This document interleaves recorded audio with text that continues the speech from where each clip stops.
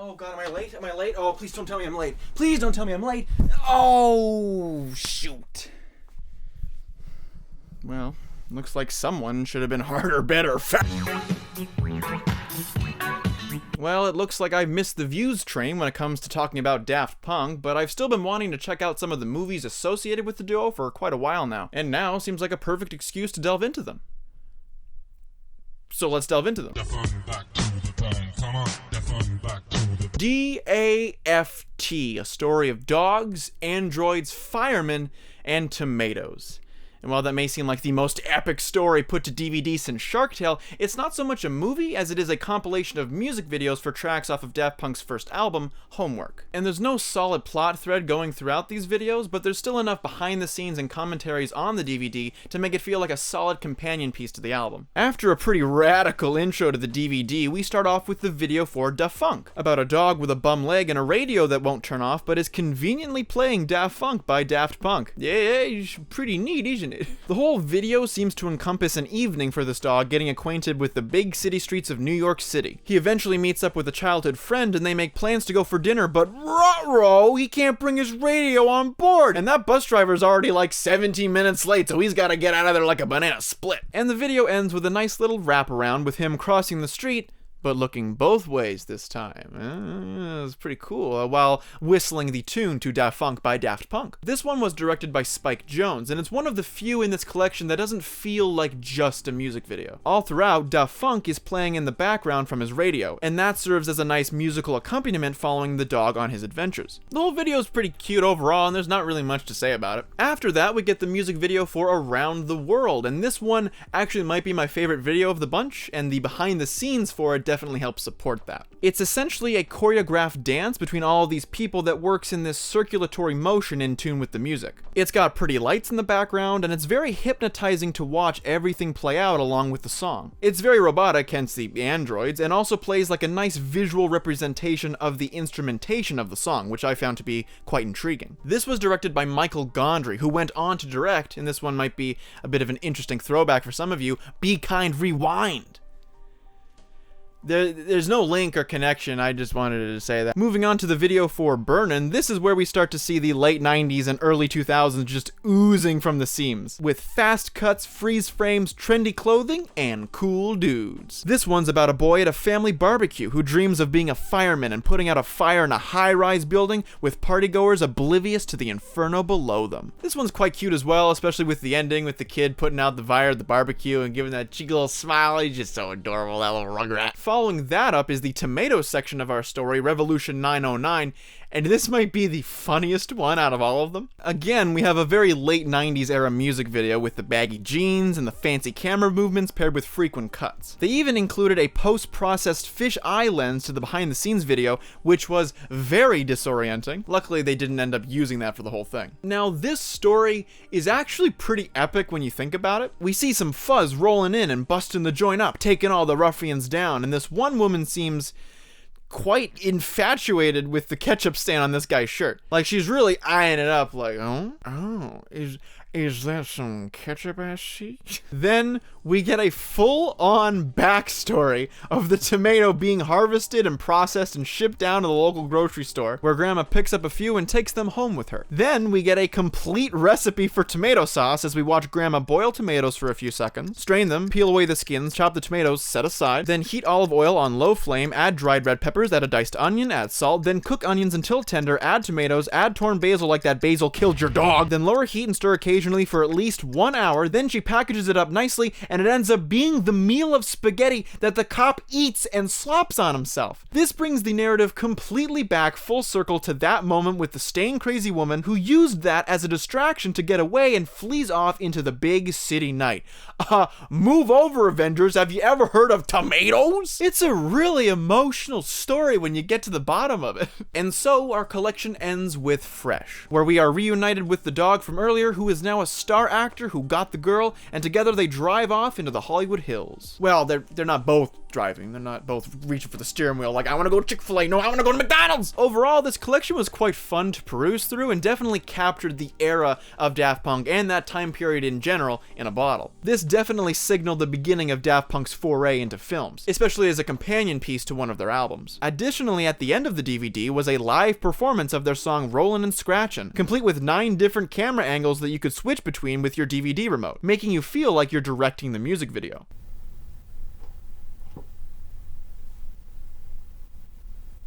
Is there something in my walls? I think something's in my walls. We'll check in with that later. Tune into the second channel where we wall cam. And while they didn't necessarily delve into more of those experimental aspects from that point, nevertheless did this act as inspiration for what the duo could achieve later down the line. Oh look, we're down the line. First of all, I really like this poster. And second of all, the review! Interstella 4-5 is about 4 alien musicians that get kidnapped and brought to Earth where they get brainwashed into churning out hits for the masses. The whole film has no dialogue and very little sound effects, with the key backdrop being Daft Punk's 2001 record, Discovery. Or very disco if you switch the words around, huh? Whoa, that's pretty freaking cool, right? I learned that like 2 seconds ago. I will say, there are quite a few moments where tracks from Discovery line up really well with the pacing of the film. For example, the haunting chimes of Aerodynamics as the aliens get kidnapped. Or later with the epically ominous Virtus Quo when the gang reach Darkwood Manor near the climax. And also when Superheroes plays. Because, you know, that's a banger, and they play it on stage with like a huge orchestra behind them, which is freaking sweet. However, there are other times when moments of tension on screen don't feel as intense. When Voyager plays, they're digging a grave for their lost friend, and the tones just don't match up very well. A problem I could see arising from the making of this film is that, while most cases music is added in to enhance a specific scene's emotional weight, the songs from Discovery play in order. When Daft Punk were organizing the track listing for Discovery, I don't think they had the pacing of a movie in mind. So when it comes around to making a full hour-long film paced entirely around the sequential order of the songs, it can lead to some scenes not getting the exact accompaniment they could use. Aside from being a pretty interesting thought though, the general pacing of the film isn't thrown off very much by that limitation. The animation is generally pretty solid, beautiful colors and imagery with shots focusing on space and the star systems, great atmosphere during the Virtus Quo segment, and applause for the production for rarely having filler footage padding out certain scenes of the film. It could easily have been the case where a certain scene needed extra footage to pace specific moments parallel to the beats of the song, but the plot overall felt quite fluid and natural. And I think the most interesting aspect about this film is how they crafted it around Discovery. Not necessarily from the lyrics, but purely from an instrumental perspective, they did a really good job at lining up the film with the album. It's certainly never left me bored because there's always a Daft Punk track playing, and I mean the first half of that album is just banger after banger. It's fantastic. And yes, it can be a problem at times where the soundtrack doesn't really fit any particular scene, but the filmmakers have to use it anyway, but it never really stuck out that bad. And this leads to some of the valid criticisms of the film that I've seen floating around. If you're a Daft Punk fan, then this film would probably interest you more and would be a guaranteed good time, the music being a big part of that enjoyment. However, if you are unfamiliar with the band or their music, then the film doesn't have that same edge or excitement that those familiar would experience. Still, the fact that there's no dialogue in the film can make it more accessible, and the story being told is one that is very simple to understand and enjoy, especially with the shorter runtime compared to most films. It's quite an easy watch, compact, and filled with good jams from Daft Punk's most acclaimed album. Afterwards, the film is an interesting statement on the music industry in general, with labels and companies milking the creativity and joy out of the artists in order to sell bigger and grow larger in popularity. The animation helps reflect this with the weary eyes of the crew after they get brainwashed. And there's not much else to say about this one. It's a neat endeavor into the visual accompaniment of an album, and it's also a pretty cool hour-long music video. And while this is widely considered to be the Daft Punk film, this is not the end of their filmography, as aligning with their third album, Human After All, the duo wanted to make something that acted more as a companion piece than just a glorified music video. This leads to the final film by Daft Punk called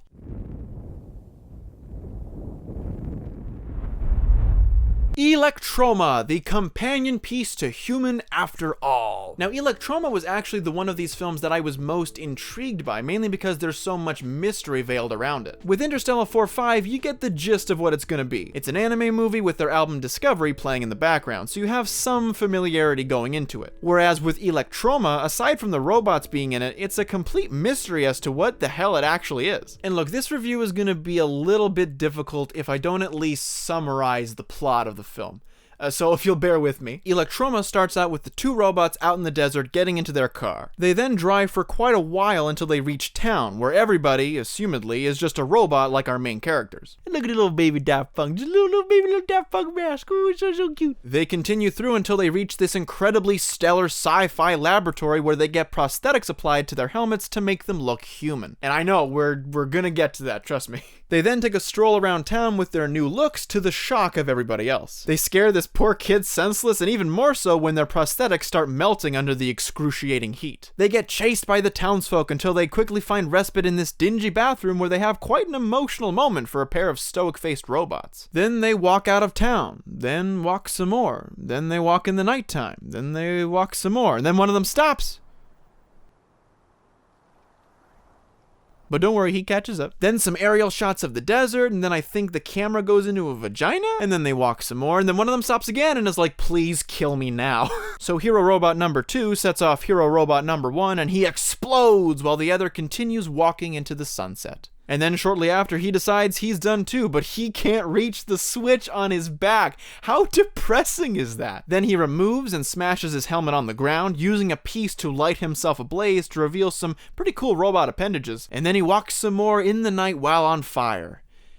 And then Finn. Alright, now let's try to unpack some of that. Firstly, I would like to draw attention to many of the visually intriguing shots scattered throughout the film, like the entire laboratory section where they get slathered in fudge brownie batter. It's the visual centerpiece of the film, and probably the most notable throughout, with its stark contrast between the items in the room and the pure white beings that work on them. I mean, that whole scene was pretty interesting to watch. And there are also many landscape shots that are beautiful as well. It might be worth noting that Thomas Bangalter did the cinematography for the film, and apparently read over 200 back issues of American Cinematographer magazine in preparation for the film. Fun fact for you watching this actually began as the genesis for a music video to Human After All, but soon after realized that there was a lot of content to it and made it into a whole fucking film. Another thing to mention about this film is that it's very slow. As I said, there is a lot of walking and walking and walking, and even though I stuck through it pretty well, there were a couple of moments where I was checking how much time was left. The film's duration is about 1 hour and 12 minutes, and they could have easily cut it down to a full hour, and that might have made the pacing a bit more...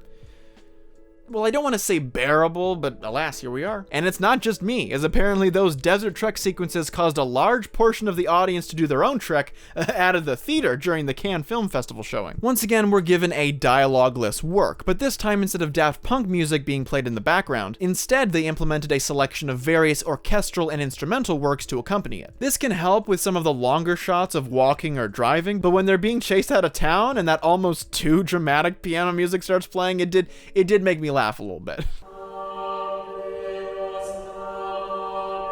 That being said, I was actually quite surprised at how emotional some of the more depressing moments of the film were. The scene in the bathroom where they're tearing off their prosthetic skin was quite touching, as one of them seems to feel a great sadness in the failure of their attempt to become human. The scene just kind of works, and maybe that's because it goes on for a little while. I mean, that's a 6-minute scene, giving the audience enough time to digest and interpret the emotions the film invokes. That being said, many of the aforementioned walking segments don't benefit as well from their extensive duration. It's these moments where I can understand criticisms of the film that it can be boring and drawn out. The very inaccessibility of the film is something Daft Punk had anticipated and acknowledged when the film came out. Here's a quote from Guy-Manuel that I felt to be quite compelling. "There's a feeling of despair for some, but that's not what we wanted. Because the whole movie is without dialogue, it's more a question than an answer. We wanted to make a question mark so people could project what they wanted onto Electroma. Some people see it as sad, some as happy, everyone is different." And that's really the best definition and summation of this film. It's this piece of work that the band wanted to make that reflects on that era of their career. I mean, it's literally Thomas and Guy-Manuel as the main characters, sort of, maybe. It's the robots, but... Electroma is a fascinating, if not also at times tiresome and confounding display that acts almost purely as an interpretable work. And that's something really interesting worth noting. Oh yeah, and the masks. I mean, what can I say? I think it's pretty self-explanatory. Also, is it just a dirty mind, or is that shot actually supposed to be an allusion to going into a woman's prime? Now, I could have ended the video with Electroma capping off the trilogy of Daft Punk movies, but when I learned about this documentary, I got fairly curious because it's the most candid look at Daft Punk, and now that they're broken up, it might bring up some new, interesting information, and I don't know, I just want to learn more about the band. And it did definitely stir up a different emotional tone in retrospect of the band splitting up. The whole documentary encapsulates the rise of Daft Punk from their novice days into the cultural behemoths they became, all the while staying true to themselves and their ideas and holding control of the music they wanted to make. The documentary even briefly covers the 3 films made by the group, Interstella 4-5, Electroma, and D.A.F.T, which really brought the researching of this video into a nice full circle close. And since each of the previous films have sort of been related to an album of their discography, I feel like now might be my only time to talk about how much I just absolutely love Random Access Memories. It's actually the album that got me into Daft Punk, and it's still one that I very much cherish. I have it on vinyl. Maybe one day if I get the chance I'll make more of a video on it, because I do have a lot to say. And I really like that album, and maybe sometime down the line I'll make a video on it, but for now I just want to say I really, love Random Access Memories. They even touch briefly on the making of RAM near the end of the documentary, and it really brings together all the aspects of Daft Punk as they formed and evolved. And, like I said with the announcement, brings a new light to their career they've built over the last couple decades. It was really quite inspiring and emotional to watch. Also, Thomas and Guy-Manuel are nowhere to be seen in this documentary. Even though it's fundamentally about them, all of the audio from them is taken from radio interviews over the years. And I'm curious to know whether they asked either of them to be a part of it. I'm sure they might have said no anyway, but I'd still like to know if they were asked. Because there are some huge names that appear in this, like Kanye West and Giorgio Moroder and Pharrell Williams. There are tons of interesting little details and stories about the duo over the years that this documentary talks about, and if you get the chance, I would definitely recommend checking it out if you come across it, because I really think it complements the band well. And I guess my feelings on the documentary and this video in a whole can be easily summed up by this, a very famous quote. "Don't cry because it's done, smile because it happened for a little while." Thank you so much for watching this video about the Daft Punk movies. I hope you enjoyed. I really enjoyed watching all of these films and reviewing them. It's been a real treat. It's funny how just after they split up, I start actually listening more and more to more of their stuff, and I'm like, this band's pretty freaking good. But that'll be all from me. Thank you so much for watching this video. If you liked it and you want to see more, comment below and maybe consider subscribing. I don't know. I never ask people to subscribe. I gotta start doing that now. And thank you once again. Hope you have a wonderful day. That's the video.